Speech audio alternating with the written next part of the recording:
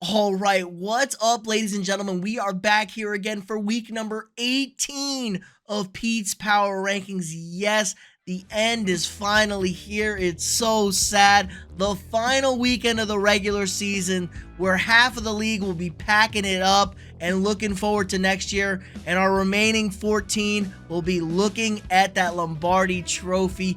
I'm going through, I'm watching 99% of all these games. I'm ranking every team from 32 to 1, but let's get into it right away with my bottom tier teams. Their season is over, some positive trends towards next year, or complete question marks heading into the offseason, 32 through 24.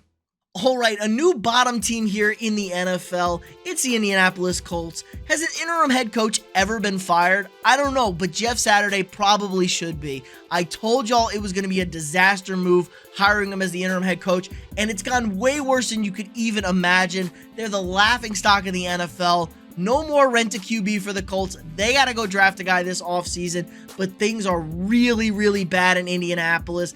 Have a good defense, have some good pieces, but man, it's turned into a complete dumpster fire. The Bears, another terrible team. Justin Fields needs so much help. The offensive line is atrocious. The wide receivers are bad, and the defense can't stop a nosebleed. So I don't know what Chicago does here.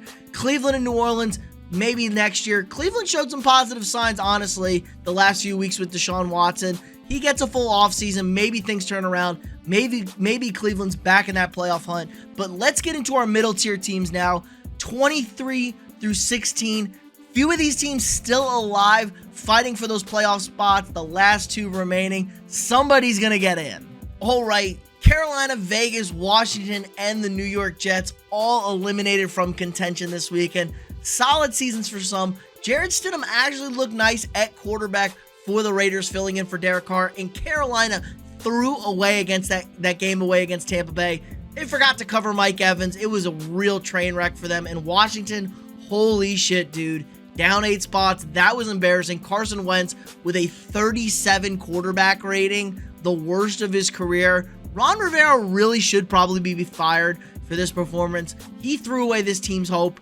They shouldn't have started Wentz. Should have started Heineke. I don't care that Wentz hasn't been good. They shouldn't have started him. Pittsburgh still mathematically alive. Kenny Pickett back-to-back weeks leading game-winning drives. Very positive sign for the Steelers. Even if they don't get in, fantastic finish to the season. And one win away from keeping Mike Tomlin's streak alive of having a winning season or better, 500 or better in his entire coaching career every season.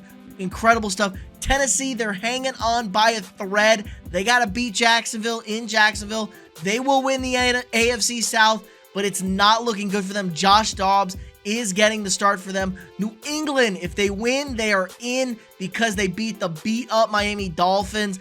Dolphins, Tua's out, Teddy's out probably. They're going to Skylar Thompson against the Jets to keep their postseason hopes alive. Real streaky team this season. 3 straight wins, 3 straight losses, 5 straight wins, 5 straight losses. It's a roller coaster team. Mike McDaniel's got to get this figured out. Really shame they're not getting into the postseason. Dolphin fans are going to be calling for Tua's heads.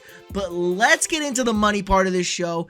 15, top 15, that's what you came here to see. This team still alive, gonna need some help. They caught a real unfortunate scheduling break from the NFL. But before we get into this, drop a quick like on this video, hit that thumbs up, subscribe to the channel if you're not already. New videos every single weekday. Now, number 15, my friends, up in the great Pacific Northwest.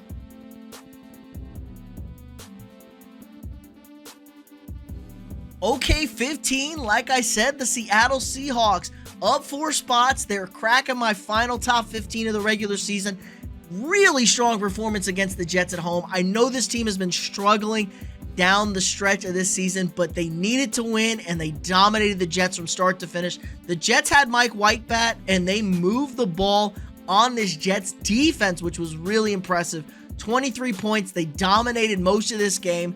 It's now win and pray for some help. I feel awful for my Seahawks fans. They caught a horrible scheduling break with the NFL. They're playing before the Packers-Lions game, and if the Seahawks win, the Lions are eliminated. They needed the Lions to beat the Packers to have a shot to get into the postseason. So Lions could still beat Green Bay, but it's going to be a real tall task once they've been eliminated. So Seattle's going to be here at number 15. It was a really nice run for Geno in the group, but it looks like it's going to fall just short for them.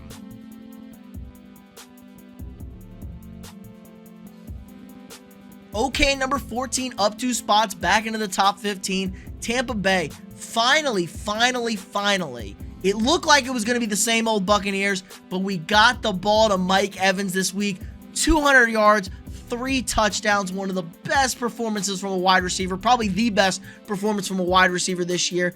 Him and Tom have been struggling all season to actually connect on these open routes, and he was right on the money this week. This is now your NFC South champions and a dangerous team. Don't say what you want about their record. Say what you want about how they play, how they look. It's Tom Brady in the playoffs. Most of this team did win a Super Bowl just 2 years ago. It's a really tested group. They're not a fun out. You don't necessarily want to play them. Tall task for whoever that 5 seed is. Probably the Dallas Cowboys. And maybe it's the Eagles. But either way, I'm not feeling ecstatic playing Tom in the first round. Both better teams, but you just can never bet against Brady.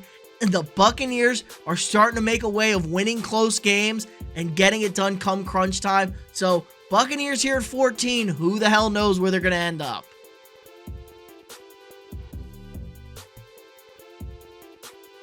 Okay, down to 13, I got the Baltimore Ravens dropping them 4 spots. You could not lose that game at home against Kenny Pickett. You did enough on offense to get the lead, and then back-to-back 80-yard drives to give up 10 points to lose the game to your hated Pittsburgh Steelers. This offense is not the best, obviously, but they are really missing Lamar Jackson. Doing a good job running the ball. They got shit for receivers. Mark Andrews is a good tight end, but man, it's so bad when they don't have Lamar. Hopefully he's back with the knee injury. Things are a little awkward right now. We don't necessarily know where things stand with Cincinnati and Buffalo, the tragedy that we saw unfold on the field on Monday night. So technically, as it stands, the Ravens are alive for the AFC North, I think. But if the game is called a tie or a no contest, Ravens are out and they're stuck as your wild card team. Real tough break for the Ravens because they needed a Bills win. I just don't know where they stand. This team needs Lamar back. I'm very concerned that the defense couldn't get the stop when it needed to against a rookie quarterback and a less than stellar offense. So for right now, Ravens at 13, they're in the postseason, but where are they going to go? Cincinnati, Buffalo, or Kansas City? One of those spots most likely. Maybe they find their way into Jacksonville or Tennessee. Most likely that's going to be the Chargers getting that easy AFC South opponent. So a real tough matchup in the first round for the Ravens most likely.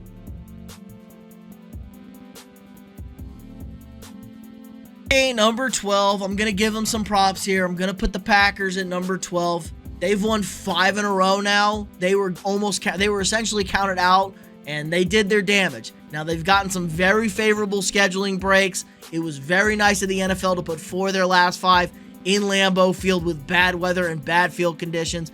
But this team's starting to find an identity. Aaron Rodgers looks happy once again. They're playing much better defense, forcing turnovers left, right, and which way. This is a dangerous team come postseason time because of Aaron Rodgers, because of the experience.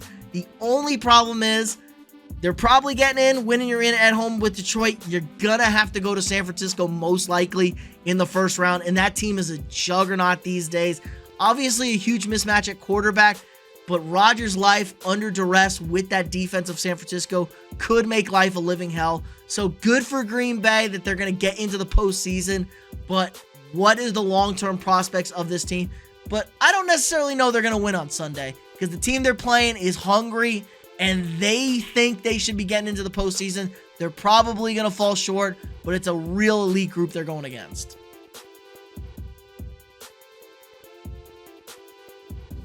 Speaking of that elite group, I got the Detroit Lions here at 11.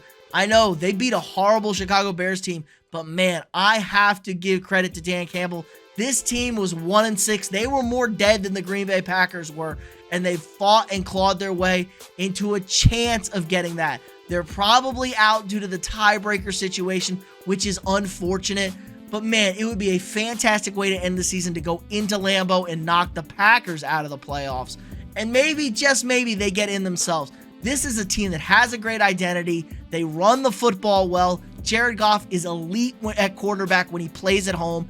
And most importantly, this team doesn't turn the ball over no matter where they are. The young defensive pass rushers, Houston, Hutchinson, you got the double H's. They're killing quarterbacks. The defense has found its groove. It was one of the worst defenses in NFL history. Since the bye, it's been one of the better units in the league. This is a young, upcoming football team. I like everything about this Detroit Lions team. Kind of sucks that they're in my division, but hey, got the Lions here at 11. Hopefully they catch a lucky break and have a chance of getting into the postseason by beating Green Bay.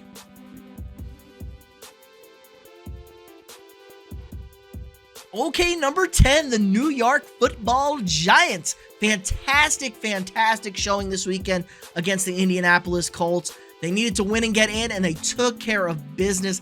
Daniel Jones with a monster day at home, and they're pretty much locked in. They're the 6th seed in the NFC. They got the job done. They can't move to the 5. They can't fall to the 7. So they're the 6th seed, and most likely they're heading back to Minnesota where they just lost 2 weeks ago. So interesting matchup in the first round against the kind of reeling Vikings team, but good on the Giants. Brian Daboll should be your coach of the year. There were reports coming out that Brian Daboll intentionally gave Daniel Jones terrible plays that wouldn't work and Tyrod Taylor good plays that would work in camp to see how he would handle the pressure. Clearly, Danny Dimes passed with flying colors, and it's got the Giants into the postseason. This is a team that runs the football really well. Daniel Jones, part of that running game, and he's very accurate. The receivers are question mark, not the most talented group in the world, but the emergence of the cut free agent signing of Hodges from Buffalo has been a real lifeblood to this receiver group. I like the defense. They play good football. Kayvon Thibodeau, the rookie, is coming on, becoming a menace on the defensive line. So this is a team trending in the right direction at the right time.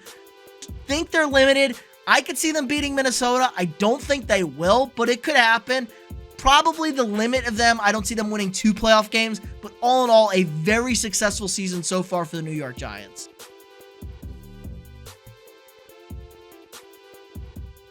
Okay, number 9, your Jacksonville Jaguars. I am falling in love with this team. I like what I see. They were my Cinderella pick at the start of the season. I said, do not be shocked. I think I had them at 6 wins. I said, do not be surprised if they find themselves at 8 or 9 wins. And now the Jags, all they got to do is win a home game against Tennessee, and they are your AFC South champions. Fantastic job by Doug Peterson, turning around Trevor Lawrence. He is playing like that quarterback we thought he was going to. The run game in Travis Etienne has been really refreshing, and the defense has been playing lights out ball.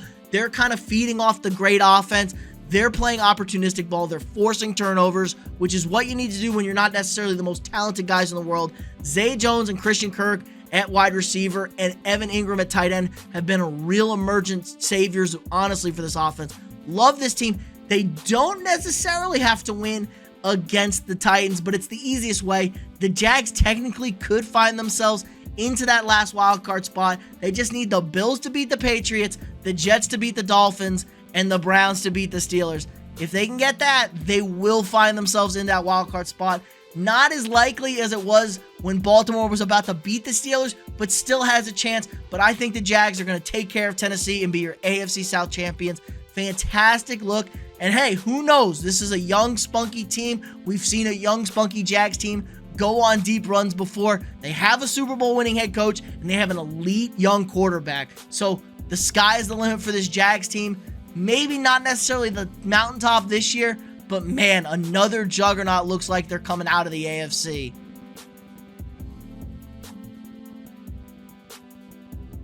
Okay, number 8, the LA Chargers. Gonna keep them pat here. Dismantled crosstown rivals LA Rams. Didn't expect much from the Rams. That was a fluke, putting up 50 on Christmas against the Broncos. We know the Rams aren't that good, but this Chargers team is starting to play a lot better, and they're getting healthier. The addition of Joey Bosa is big on that defensive line. We know how good his brother Nick is. We've been forgetting how good Joey was before Nick. He's still a top-tier pass rusher. Add him with Khalil Mack. This is a scary group. They're playing much better run defense. Brandon Staley did a good job keeping this team together. The offense is starting to click with all the wide receivers healthy. Austin Eckler is a touchdown machine. I do wish they had an offensive guy calling the shots instead of a defensive guy in Staley. This is a sleeper team for a Super Bowl. Popular pick, but they're going to have to go on the road for 3 straight games. And in the AFC, that is a tall task.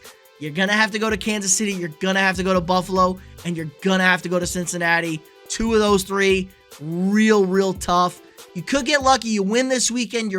Win this weekend. Ravens lose. You're the 5 seed, I believe. So you could be going to Jacksonville in week 1, which is much more preferable than having to go to one of the juggernauts in the wild card round. But you never know. Herbert's a lights out quarterback. But for now, Chargers at 8.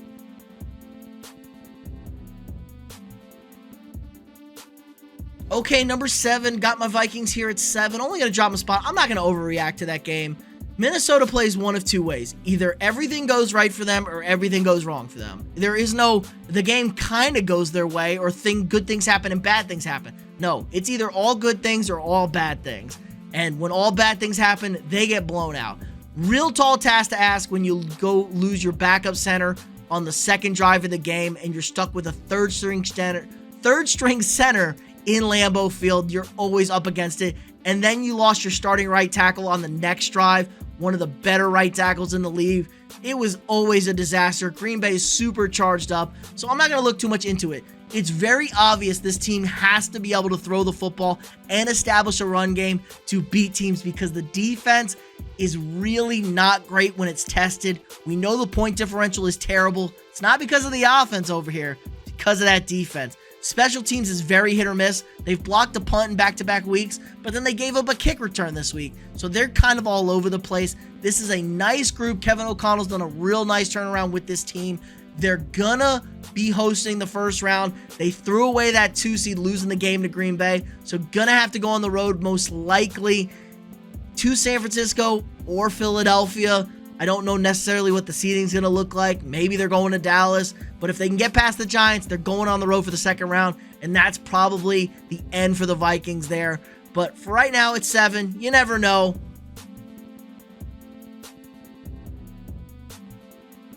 Okay, number 6. I bumped the Cowboys up a spot because the Vikings look like that. But I'm not sold on this Cowboys team. They have not looked convincing at all the last few weeks. Way too many turnovers from Dak Prescott. He's got more interceptions than he does have games played. He leads the league in interception to pass ratio, which is really bad. You got to stop turning the ball over, Dak. Now, some aren't necessarily his fault. He has had a couple of bad bounces off of hands, but man, he's thrown some really bad ones right to defenders. You just question what he's seeing. This team needs to live on the run game. We got Zeke. We got Tony Pollard. He should be healthy after missing this past week. That's how you win these games. You play good, you run the ball, you play good defense, and that's how you do it. Now, the defense has also not played as good these last few weeks, but it's hard to be super, top tier every week in, week out. So I'd be a little concerned if I'm a Dallas fan, but the way things are shaping up, if Philly doesn't take care of business against a resting Giants team, most likely, you're your NFC East champs. And if you can get those home games, you could really make some noise. The real tall task for Dallas is 3 straight road games. We know it. It's hard. They haven't won a road game since Troy Aikman. That's the big question. Can they get things done on the road? They have a good run game, and some weeks they have a great defense. Those things travel on the road. It's going to be, can Dak not turn the ball over, and can they get consistent play out of their defense? For right now, Cowboys at 6.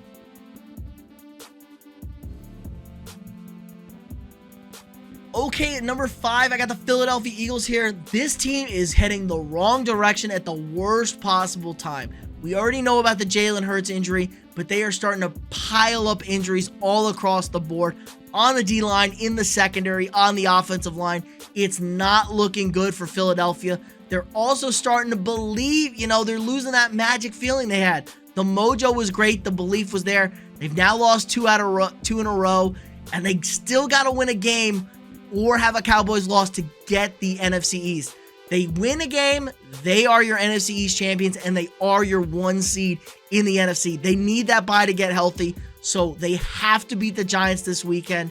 I don't think they're getting it done. If they don't win this weekend, they are toast. So if they can get the bye, they can get healthy. Definitely still a Super Bowl contending team, but I would be very concerned if I'm an Eagles fan. The whole team doesn't look right. They really need this bye. You got one more crack at it. You've had two cracks at it. You need one more, and it's your last crack. Don't screw this up, Philadelphia. But shout out, this could really cement Jalen Hurts as the MVP because this team was horrid on offense against a mediocre Saints team, especially on the defense. I mean, the Saints defense has its moments. It did help that Marshawn Lattimore was back. But man, all in all, pretty bad performance from the Eagles. Nick Sirianni, maybe people are starting to figure you out and you're not as good a coach as we thought you were. Right now, Eagles at 4.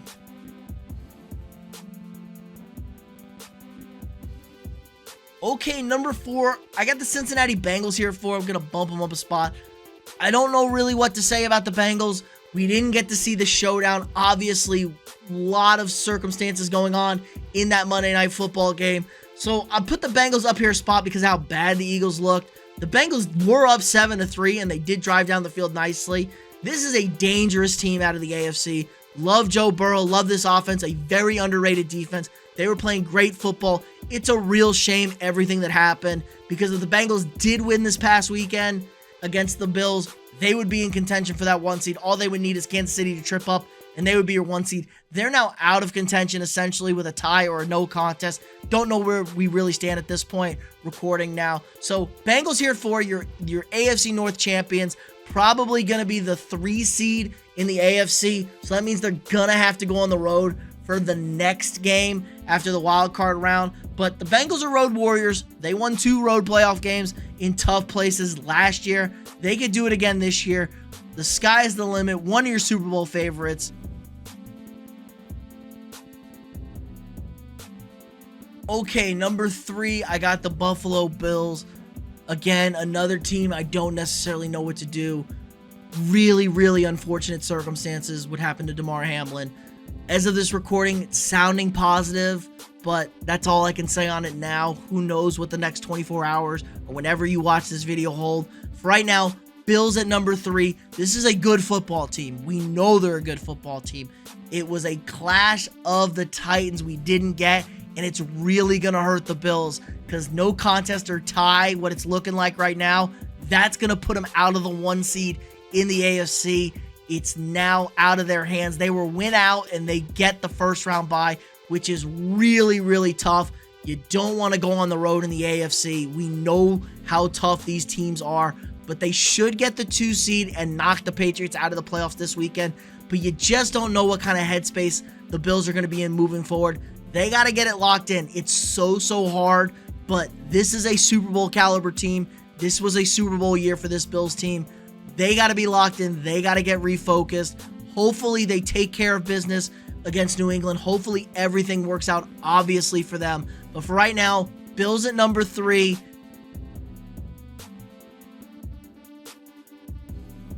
Okay, number 2, I got the Kansas City Chiefs here at 2. They benefited from some really unforeseen circumstances. They struggled this week again with Denver, but they win games when they have to. They always are playing with their food. I can't tell now at this point if they're playing with their food or they do have some serious flaws. Jerick McKinnon has really emerged as a pass catcher out of the backfield, causing massive mismatches for teams when they're worried about everything else. Patrick Mahomes, still the best quarterback in the league, still a super dangerous unit. Defensive line is one of the best in football now. They're really getting after quarterbacks because they know the back end can't really cover, so they better get after opposing quarterbacks, or it could be a long day for them on defense. Chiefs here at 2. They now control their own destiny, win out, and they are your 1 seed in the AFC, which is going to be massive for any team to have a bye in that gauntlet of an AFC. And Andy Reid, Patrick Mahomes, best quarterback combo in football right now. So if I'm a betting man, I'm leaning towards the Chiefs now with everything that's happened. For right now, too, I still think there's one more team that I at least want to play in the postseason.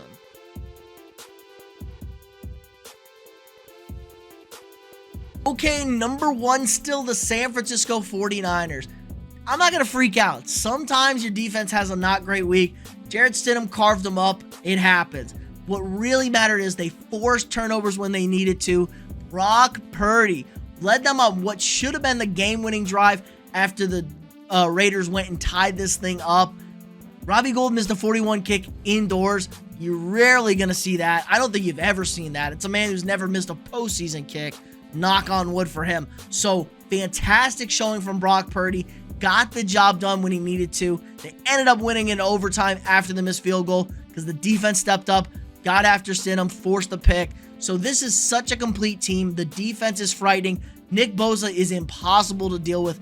Teams are so struggling with them. And the offense is just so dynamic. If Purdy's going to throw the ball as accurately as he is, it's a problem. Now, he is struggling to move to that second read. He's kind of forcing into that first read a little bit, but how do you stop Ayuk? And if you stop Ayuk, how are you going to stop McCaffrey? And if you stop McCaffrey, how are you then going to stop Kittle? And if you don't, oh wait, Deebo Samuel's probably coming back. This is just so much for a defense to deal with. Kyle Shanahan's going to draw everybody up, get them in perfect spots, get people open. The offensive line is doing a real nice job protecting and run blocking. This is your juggernaut. This is the team I least want to see if I'm playing in the postseason. Now, if they do get lucky and the Eagles slip up this weekend and they win, the Niners are the 1 seed in the NFC, and that's just a recipe for disaster for everybody else. If not, you're going to be your 2 seed almost certainly, and then you're going to have to play the Packers. Once again, you worried about a little payback from Green Bay? You shouldn't be. Frisco is your best team in the league. They're an absolute juggernaut right now, and they're playing great ball, winners of 9 in a row now at this point. So let me know what you guys think in the comments below. Who am I too high on? Who am I too low on? Where do you think this thing's going to end up? Again, like this video, subscribe to the channel if you haven't already, share this video with your friends, and I'll see y'all tomorrow.